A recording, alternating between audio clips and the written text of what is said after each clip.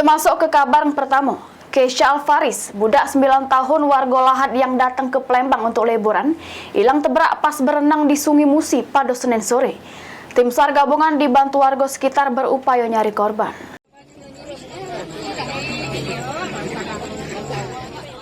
Keisha Alvaris, budak 9 tahun yang tebrak pas lagi berenang di Sungai Musi pada Senin sore 8 Juli 2024 sekira jam setengah 6 sore. Tim SAR gabungan terdiri dari Basarnas, Polair, PMI, sama Polsek Ilir Timur 2 dibantu warga sekitar berupaya nyari korban di pesisir sungai.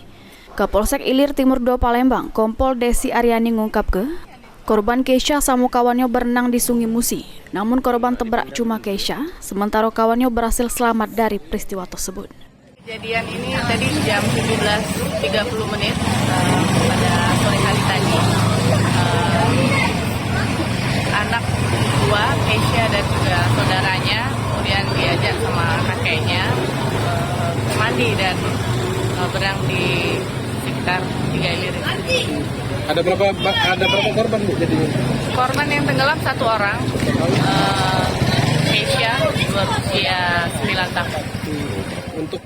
Sementara itu mamang korban Heri ngatoke, korban berenang bertiga. Pas itu banyu lagi surut, tiba-tiba dirinya selik korban sudah tebrak sehingga berupaya menyelamatkan namun tidak berhasil. Ditambah ke Heri, korban merupakan anak dari adiknya yang tinggal di Lahat, datang ke sini untuk liburan. Tadi berenangnya dewek apa mana? Bertiga.